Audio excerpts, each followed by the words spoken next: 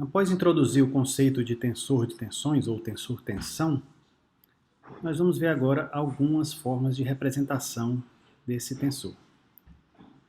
Na realidade, existe um ramo da matemática chamado álgebra tensorial, que trata exclusivamente, do comportamento, de como manipular e como trabalhar com essas entidades chamadas de tensores.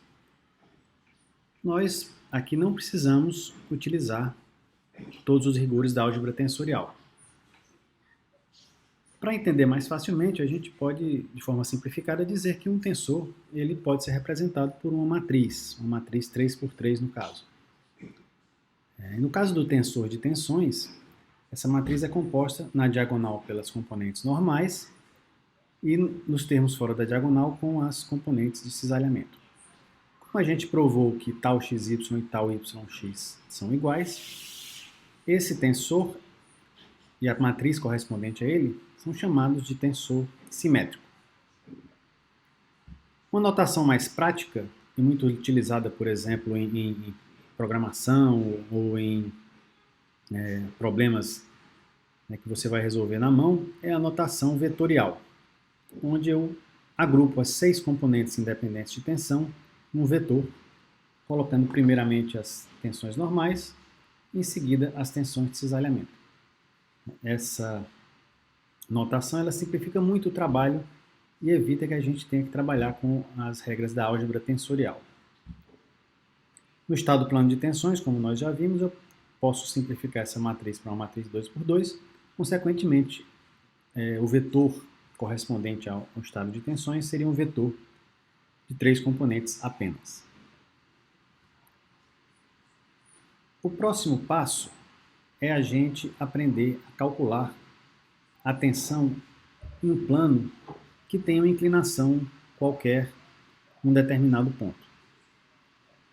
A partir do estado de tensões naquele ponto, ou seja, a partir do conhecimento das componentes σx, σy, σz normais, das 3 componentes de cisalhamento, tal xy, tal xz e tal yz, ou seja, conhecidos esses 6 componentes num ponto, como é que eu calculo a tensão normal e a tensão de cisalhamento num plano que passe por aquele ponto e que tenha uma orientação qualquer?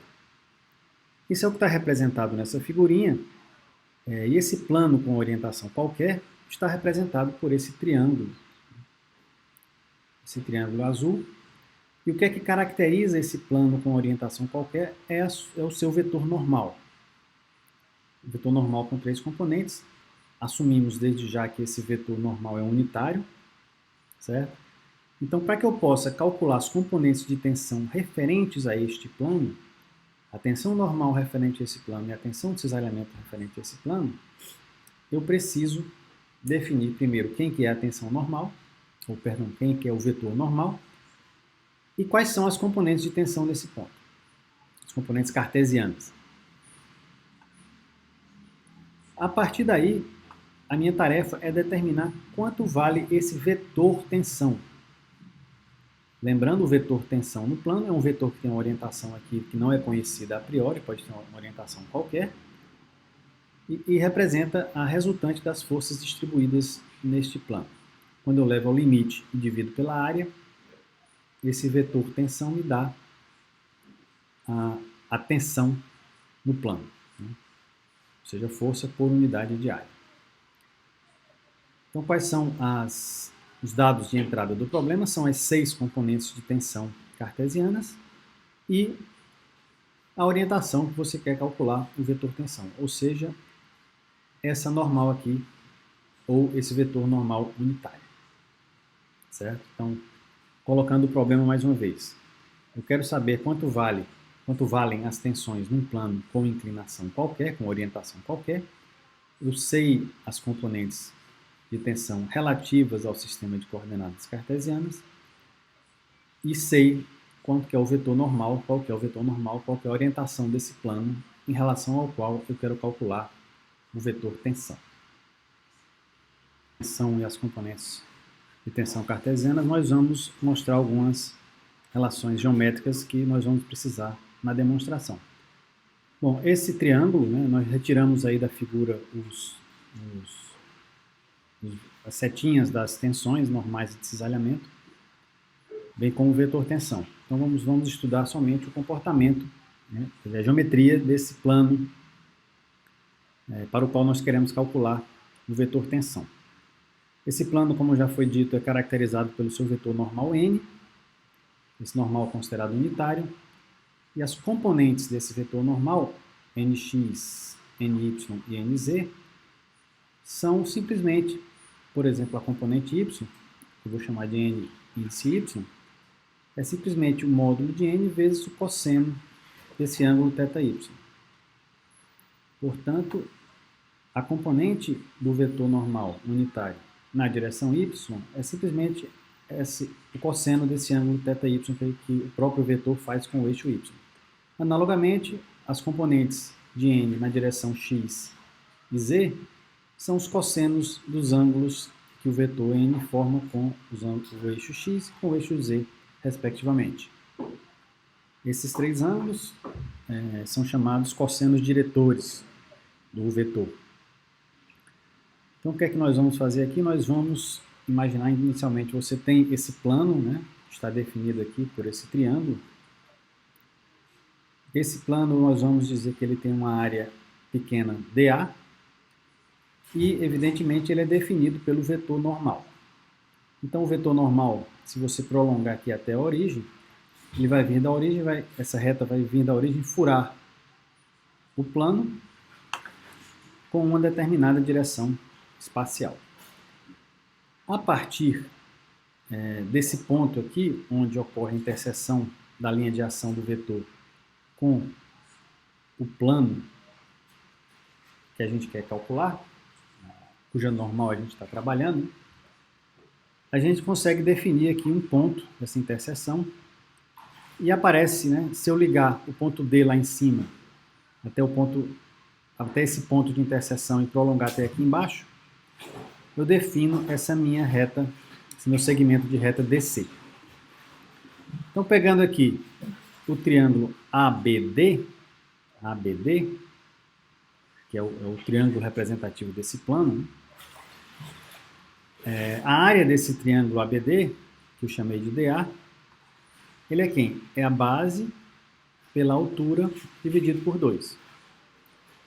Pode-se demonstrar facilmente que esse ângulo CD, que esse segmento CD, ele é também perpendicular ao lado AB. Certo? Senão, o vetor aqui não seria normal. Ou seja, esse segmento CD é a própria altura do triângulo ABD. Portanto, eu posso calcular a área DA como sendo AB multiplicado por CD dividido por 2. Base vezes altura sobre 2. Ok? Temos, então, três outras áreas que são definidas a partir desse triângulo aqui, né? Desse tetraedro. Essa área aqui de trás, que é perpendicular ao eixo Y, eu vou chamar de DAX. Essa área aqui de baixo, que é perpendicular ao eixo Y, eu vou chamar de DAY. E essa área última aqui, né, o ODB, que é perpendicular ao eixo Z, nós vamos chamar de DAZ. Nosso objetivo aqui é conhecer DAX, DAY e DAZ em função da área DA. Então, quem que é a área DAY? Né? É a área desse triângulo ABO.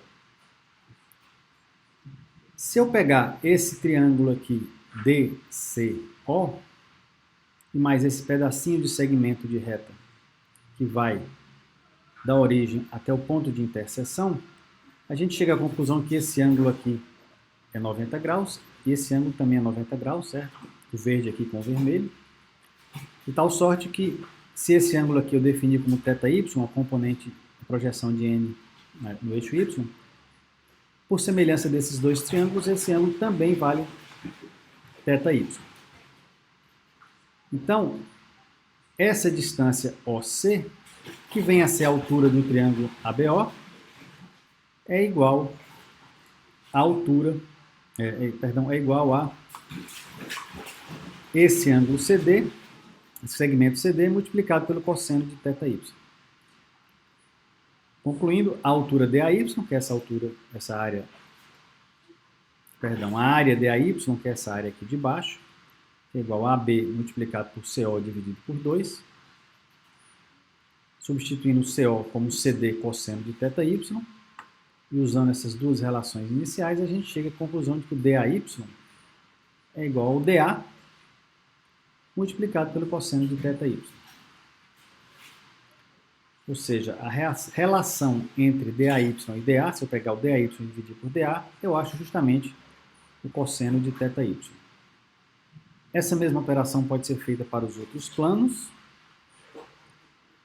para achar DAX e DAZ, e levando a resultados análogos. Né? NX, componente normal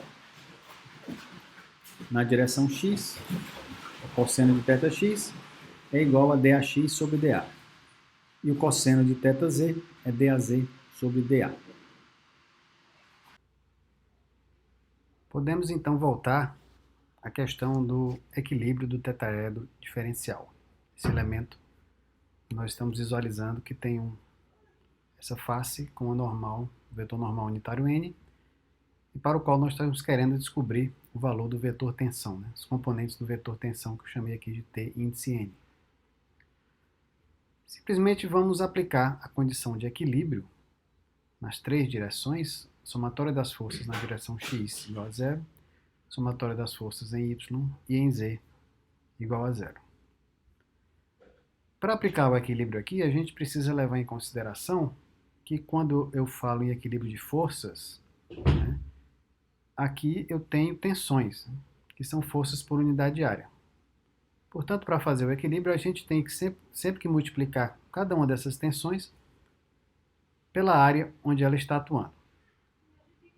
Assim, por exemplo, quando eu vou escrever o equilíbrio somatório de forças na direção x, quais serão as forças? Vai ser a componente na direção x do vetor tensão Tn multiplicado pela área dA, essa área maior aqui, na direção x positivo. As outras forças que estão atuam nas três faces que estão aqui ocultas.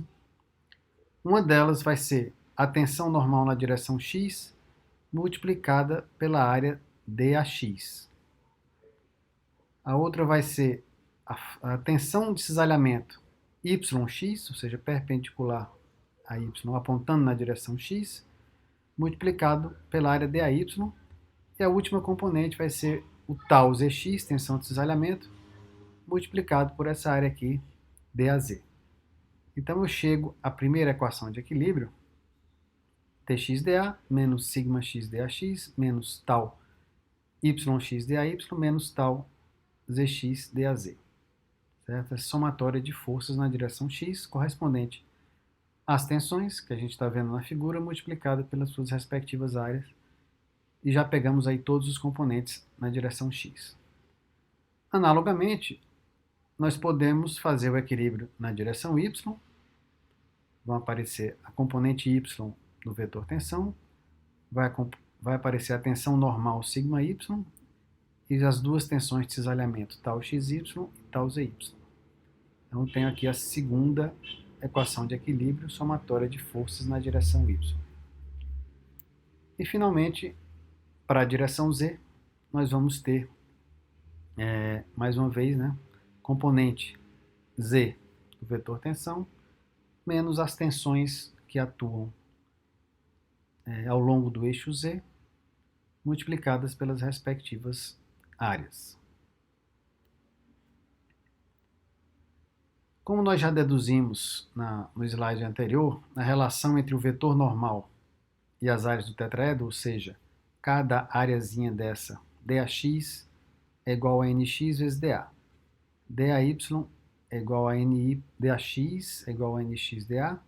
dAy, aqui embaixo, é igual a ny dA. E dAz é igual a nz dA.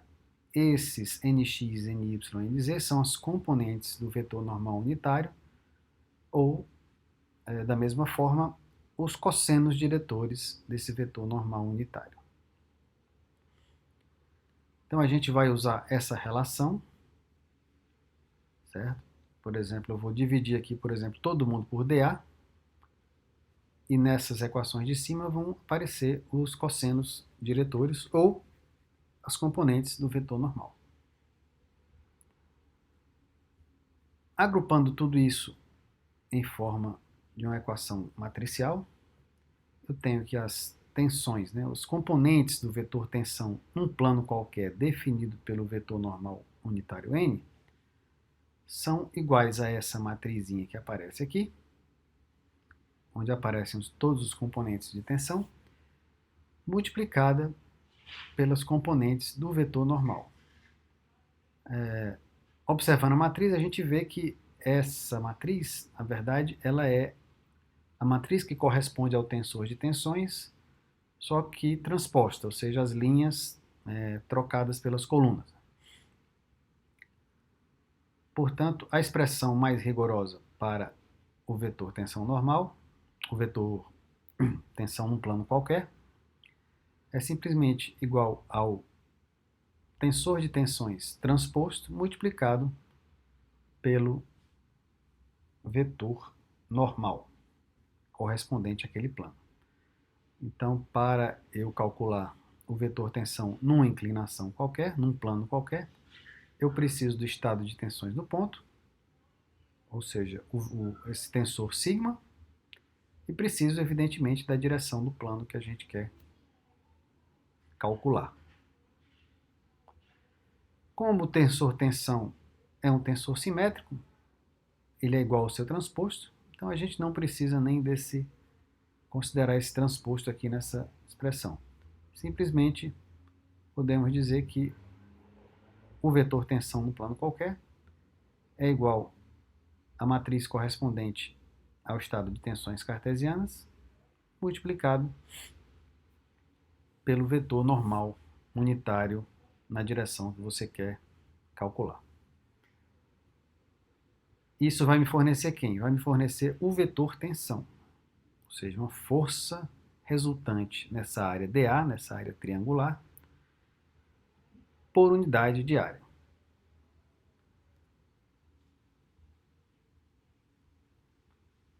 Essa expressão que a gente acabou de calcular, ela se aplica no interior do nosso corpo aí, do sólido, ou seja, para calcular qualquer vetor tensão definido por qualquer plano, uma direção arbitrária, desde que você conheça o estado de tensões, mas ele também é aplicável em pontos que estejam na superfície do nosso sólido. Só que na superfície, o que é que acontece? Na superfície, esse vetor que está, vetor força aqui, esse vetor tensão está atuando, é uma força externa. Certo? Então, o vetor tensão, quando esse ponto está na superfície, ele corresponde à força interna por unidade de área. Força externa, aliás, a força externa por unidade de área naquele ponto. Certo? E, logicamente, esse vetor n, nessa situação, passa a ser um vetor normal à superfície externa. Então, quando a gente junta essas informações, a gente chega à conclusão de que, na superfície externa, se eu pegar o tensor de tensões e multiplicar pelo vetor normal, unitário, ele vai me dar exatamente a força externa atuando na superfície. Certo? Então, em toda a superfície externa do corpo, se você calcular o tensor de tensões, ele deve, né, estar em equilíbrio com a força externa. No caso de você ter um ponto na superfície onde não tem nenhuma força aplicada, você vai ter que essa equação vai ser simplesmente sigma vezes n igual a um vetor nulo. Nós vamos ver depois que isso daí é uma das condições de contorno do problema de elasticidade. Ou seja, o que é que acontece, no caso geral, numa superfície pertencente a um sólido elástico em equilíbrio.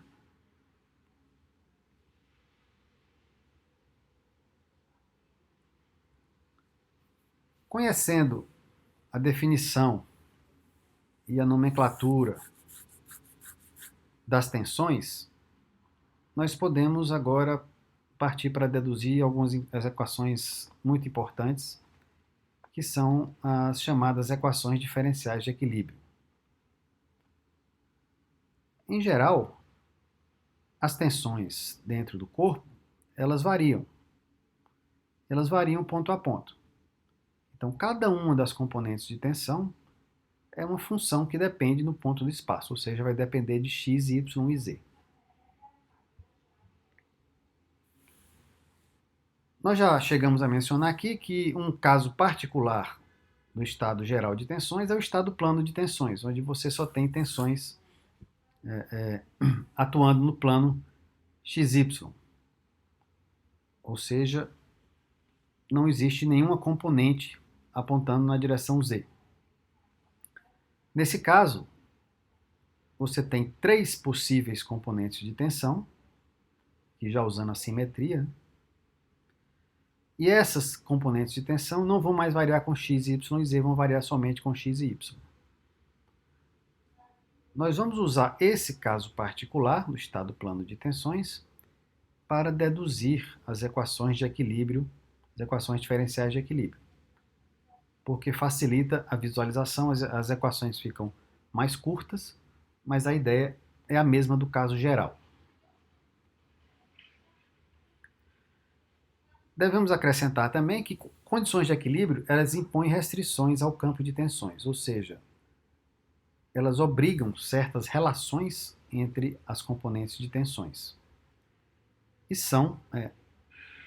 constituem, né, algumas equações que a gente pode resolver, que a gente pode utilizar para resolver problemas de elasticidade. Tá? Então, as primeiras equações que a gente vai ver, que são parte da solução do problema de elasticidade, são essas aí, as equações diferenciais de equilíbrio. Conforme mencionei, nós vamos fazer as equações de equilíbrio no estado plano de tensões. A extensão para o caso geral não é complicada, mas as equações ficam um pouco maiores e fica um pouco mais difícil de visualizar. Mas a ideia é a mesma. E a gente pode, né, começar aqui com as equações no caso bidimensional, ou no estado plano de tensões. Nós temos aí um elementinho infinitesimal de dimensões dx e dy, no plano xy, evidentemente. Nós temos ali o ponto A, é o ponto inferior esquerdo do elemento. Nesse ponto A, a gente vai assumir que ele tem coordenadas x e y. Portanto, o meu elementinho que tem um lado dx e outro lado dy, a área total dele é dx dy. Nós vamos considerar forças de corpo, ou seja, forças por unidade de volume, que estou chamando aqui as duas componentes ali, bx e by, e vamos considerar as tensões no plano usuais. Então, aqui na face esquerda, nós temos a tensão normal σx e a tensão de cisalhamento tal xy. Essas tensões, elas atuam sobre uma área que é igual a dy, essa dimensão, multiplicada por dz, que é a dimensão na profundidade.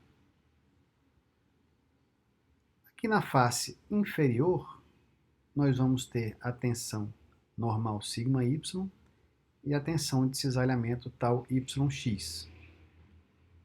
A área em que essas tensões atuam é a área dx multiplicado por dz na profundidade, novamente. O que acontece com essas tensões quando você vai para a face direita? Aqui na face direita, a tensão σx, você muda a coordenada x dela. Então, ela vai ser a tensão σx de quem? De x mais dx com o mesmo valor de y. Assim como a tensão tal xy, ela vai ser a tensão tal xy de x mais dx mantendo a coordenada vertical y. Estas duas tensões, onde é que elas atuam? Atuam nessa área, nessa face aqui, direita, que tem dimensões dy, dz. Finalmente, lá em cima, o que é que acontece? Você tem, na face superior, você tem a tensão σy aqui embaixo. Lá em cima ela vai ser o σy na mesma posição x, em compensação, numa posição y igual a y mais dy. E a mesma coisa acontece com a tensão tau yx. A coordenada x permanece a mesma, e a coordenada y aumentou de dy. E a área em que ela está atuando é uma área igual a dx, que é esse lado, multiplicado pela profundidade dz. Certo? Com isso a gente consegue calcular todas as forças, multiplicando essas tensões pelas respectivas áreas, podemos calcular todas as forças que atuam nesse elemento diferencial. Certo? Lembrando que esse desenho aqui que a gente representa, né, é um quadrado, um retângulo no plano xy. Mas as tensões estão atuando nas faces laterais desse retângulo aí. Portanto, multiplicando cada uma dessas tensões por sua respectiva área e fazendo a somatória de todas as forças que atuam na direção x, eu vou ter a primeira equação de equilíbrio do estado plano de tensões, que é a equação de equilíbrio em x. Certo? Então, lá na face direita, eu tenho σ de x mais dx, y, multiplicado pela área dy, dz. Na face esquerda, eu tenho a σx multiplicado por dy, dz. Na face superior, você tem tau xy de x, y mais dy, multiplicado agora por dx, dz. E na face inferior, para baixo, eu tenho tau xy multiplicado por dx, dz. Tem-se que considerar também a força de corpo na direção x, que é o bx. Como essa força de corpo é uma força por unidade de volume, a gente vai multiplicar ela pelo volume do elemento, que é dx, dy multiplicado por dz. Ao dividir todo mundo por dx, dy, dz, a gente acha essa expressão, onde eu reconheço aqui no primeiro termo, é σ de x mais dxy menos σ de xy dividido por dx, que é simplesmente a variação da tensão x quando você faz um acréscimo somente na coordenada x. Isso aí é definido como a derivada parcial de σx em relação a x somente. Certo? Então você tem uma função que depende de duas variáveis, σx depende de xy. Essa primeira expressão aqui é a derivada parcial do σx em relação a x. No segundo termo, a gente vê que aparece aí quem? Analogamente, é o tau xy de x, y mais dy, menos o tau xy de xy. Ou seja, a variação de tau xy devido a um acréscimo somente na coordenada y, dividido por esse acréscimo. Isso é justamente a definição da derivada parcial de tau xy em relação a y. Como eu dividi todo mundo por dx, dy, dz, o termo dx ali ficou sozinho. E usando a nomenclatura da derivada parcial, a gente chega à primeira equação de equilíbrio do estado plano de tensões. Ou seja, a derivada de σx em relação a x, mais a derivada de tau xy em relação a y, mais bx, é igual a zero. É uma equação diferencial, porque envolve derivadas, e é uma equação diferencial parcial, porque envolve derivadas parciais. Né? As funções dependem de duas variáveis x e y, então você pode ter a derivada parcial tanto em relação a x quanto em relação a y. A gente pode fazer a mesma operação considerando o equilíbrio na direção y. Vou falar mais rapidamente aqui, mas quem que vai influenciar vão ser as tensões normais em y, que apontam na direção y, e as tensões de cisalhamento tal xy, que apontam também na direção y. Mais uma vez a gente vai pegar na face de cima e na face de baixo, tensão normal na face de cima e na face de baixo, e a tensão de cisalhamento na face esquerda e na face direita. E vamos considerar a força de corpo na direção y. A gente acha essa expressão aqui ao dividir todo mundo por dx, dy, dz, e vão aparecer mais uma vez aí algumas derivadas parciais. A segunda equação de equilíbrio é muito semelhante à primeira, quando a gente aplica aí a definição da derivada parcial. A gente acha que a derivada de tal xy em relação a x, mais a derivada de sigma y em relação a y, mais a componente da força de corpo na direção y tem que ser iguais a zero. Essa é a segunda equação de equilíbrio. E no caso plano, nós só temos essas duas. Se eu representar as duas juntas, eu tenho aqui um sistema de equações diferenciais parciais envolvendo as tensões. E no caso plano, a gente pode observar que, como eu tenho três componentes de tensões, lembra aí que eu tenho a simetria do cisalhamento, então o que apareceu como tal yx lá pode ser simplesmente substituído por tal xy, uma variável só. A gente vê que eu tenho duas equações, mas eu tenho três componentes de tensão a determinar. Então, a princípio, a gente vê que eu não conseguiria resolver essas equações sozinhas. Eu preciso de outras informações, porque são duas equações com três variáveis. Em geral, a gente fala isso dizendo que o problema de elasticidade bidimensional ele é estaticamente indeterminado, ou seja, você não consegue resolvê-lo apenas a partir de considerações de equilíbrio. No caso geral, tridimensional, vão aparecer agora as componentes com o índice z. Além das componentes no plano, vão aparecer as componentes que aparecem no índice z, que são o sigma z, tensão normal na direção z, e as tensões de cisalhamento tal xz e tal yz, que são iguais respectivamente a tal zx e tal zy. Essas forças elas passam a participar aí do equilíbrio nas três dimensões, nas três direções. Agora você tem que fazer agora o equilíbrio em x, em y e z, mas o modo de operação é exatamente o mesmo. Ao fazer isso aí, a gente acha um outro sistema de equações diferenciais parciais, um pouco mais complicado do que esse, do que o 2D, mas que tem um formato bem semelhante.